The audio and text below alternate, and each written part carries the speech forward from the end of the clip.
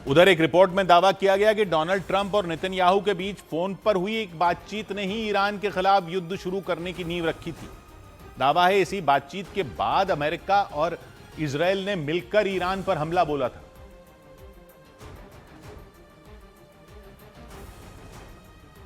News agency Reuters की यह report थी। उस रिपोर्ट के मुताबिक 28 फरवरी को जब ईरान पर हमला हुआ था तो उससे 48 घंटे पहले यानी 2 दिन पहले इजरायल के प्रधानमंत्री बेंजामिन नेतन्याहू ने ट्रंप को फोन कॉल की थी। दावा है उस कॉल के दौरान नेतन्याहू ने ट्रंप से कहा था कि ईरान से बदला लेने का यही सही मौका और वहां से इस्लामी शासन को मिटाने का भी यही सही समय है। हालांकि नेतन्याहू इस तरह के दावों को झूठ बता चुके हैं कि उनके कहने पर अमेरिका ने ईरान पर हमला बोला था। लेकिन रॉयटर्स की रिपोर्ट के मुताबिक नेतन्याहू और ट्रंप के बीच फोन पर हुई बातचीत के 48 घंटे बाद ही लड़ाई शुरू हुई थी। दावा है नेतन्याहू ने 26 फरवरी को डोनाल्ड ट्रंप को फोन मिलाया था। इसी के महज 48 घंटे बाद यानी 28 फरवरी के दिन इजरायल और अमेरिका की सेनाएं ईरान पर टूट पड़ी थी। रिपोर्ट में बताया गया कि ट्रंप से बातचीत के दौरान नेतन्याहू ने उन्हें ईरान के पिछले supreme leader Ayatollah Ali Khamenei की एक सीक्रेट मीटिंग के बारे में बताया था। नेतन्याहू ने कहा कि उन्हें खुफिया जानकारी मिली है कि आयतुल्लाह अली खामनेई की मीटिंग के बारे में। इस मीटिंग में ईरान के कई बड़े नेता और सैन्य अधिकारी शामिल होने वाले थे। वहां के शासन के सबसे ताकतवर चेहरे होने वाले थे। रिपोर्ट के मुताबिक नेतन्याहू ने ट्रंप को बताया था कि ईरान से इस्लामी सत्ता को खत्म करने का यह बेहतरीन मौका है क्योंकि ईरान के सुप्रीम लीडर समेत कई बड़े नेता एक ही जगह पर इकट्ठा होने वाले थे। नेतन्याहू ने ट्रंप से कहा कि उस जगह को ही उड़ा देते हैं जहां ईरान के नेता जहां होंगे। वही हुआ क्योंकि इजरायल और अमेरिका के हमले में जंग के पहले ही दिन ईरान के supreme leader Ayatollah Ali Khamenei समेत 40 से ज्यादा नेता और अधिकारी मारे गए थे। रॉयटर्स की रिपोर्ट के मुताबिक नेतन्याहू ने ट्रंप को बताया था कि अगर ईरान के ज्यादातर बड़े नेता मारे जाएंगे तो वहां विद्रोह की आग तेज हो जाएगी। उनके मुताबिक ईरान में उन लोगों की भीड़ सड़कों पर उतर जाएगी जो देश में इस्लामी शासन का विरोध करते आए हैं, ऐसा वो मान रहे थे। नेतन्याहू ने ट्रंप से कहा था, रॉयटर्स की रिपोर्ट कहती है कि नेतन्याहू ने ट्रंप से कहा था कि इस्लामी शासन का विरोध करने वाले खुद वहां के शासन को उखाड़ फेंकेंगे। इजरायल के प्रधानमंत्री इतने पर नहीं रुके। रॉयटर्स के मुताबिक दावा है इस कॉल के दौरान उन्होंने ट्रंप से कहा कि ईरान पर हमला करके एक तीर से कई शिकार किए जा सकते हैं और उसमें ट्रंप की हत्या की कोशिश का बदला भी शामिल रहेगा। जुलाई 2024 में ट्रंप को निशाना बनाकर सरेआम गोलीबारी की गई थी। उस वक्त वो राष्ट्रपति चुनाव के दौरान रैली कर रहे थे, तभी हमलावर ने उन पर फायरिंग कर दी। हालांकि इस हमले में वो बाल बाल बच गए थे, लेकिन आरोप है कि ये गोलीबारी ईरान के इशारे पर की गई थी। ट्रंप की हत्या की कोशिश के पीछे ईरान का हाथ था, ऐसे आरोप लगाए गए और ईरान ही उनकी हत्या करवाना चाहता था, ऐसे आरोप लगाए गए ईरान पर। रॉयटर्स के मुताबिक नेतन्याहू ने ट्रंप से कहा कि अगर वो ईरान पर हमला करके अपना पुराना बदला भी ले सकते हैं। नेतन्याहू ने यहां तक कह दिया था कि ट्रंप ऐसा करके इतिहास रच सकते हैं। ये रॉयटर्स की रिपोर्ट कहती है कि ऐसा उन्होंने कहा क्योंकि उनके इस कदम से पश्चिम एशिया में अमेरिका के सबसे बड़े दुश्मन का अंत हो जाएगा। उस रिपोर्ट के मुताबिक नेतन्याहू की इन्हीं बातों को मानकर ट्रंप ईरान के खिलाफ सेना उतारने के लिए तैयार हुए थे। हालांकि नेतन्याहू ने इस तरह की रिपोर्टों को खारिज कर दिया।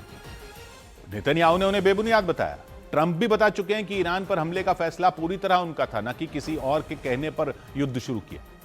अमेरिका और इजरायल दोनों ईरान के परमाणु कार्यक्रम को दुनिया के लिए खतरा बता चुके हैं और उसकी बैलिस्टिक मिसाइलों की बढ़ती ताकत को भी खतरा मानते रहे। दोनों का कहना है वो ईरान से बढ़ रहे इसी खतरे को हमेशा के लिए मिटाना चाहते हैं, इसीलिए उसके खिलाफ जंग छिड़ी। इधर ट्रंप ने ईरान पर हमला करने का ठीकरा अपने ही रक्षा मंत्री के सिर पर फोड़ दिया। उन्होंने दावा किया हमला करने के पक्ष में सबसे पहले उनके रक्षा मंत्री ही आकर खड़े हुए थे। उन्होंने ही ट्रंप को ईरान पर हमला करने के लिए उकसाया था। अमेरिका के राष्ट्रपति ट्रंप ने यह सब एक बैठक के दौरान कहा। ट्रंप उस बैठक को संबोधित कर रहे थे और इस दौरान उन्होंने ईरान पर हमले का दोष अपने रक्षा मंत्री के सिर पर मढ़ने की कोशिश की। ट्रंप जिस मंच पर खड़े होकर बोल रहे थे, अमेरिका के रक्षा मंत्री पीट हेग्सेथ भी उसी मंच पर बैठे हुए थे।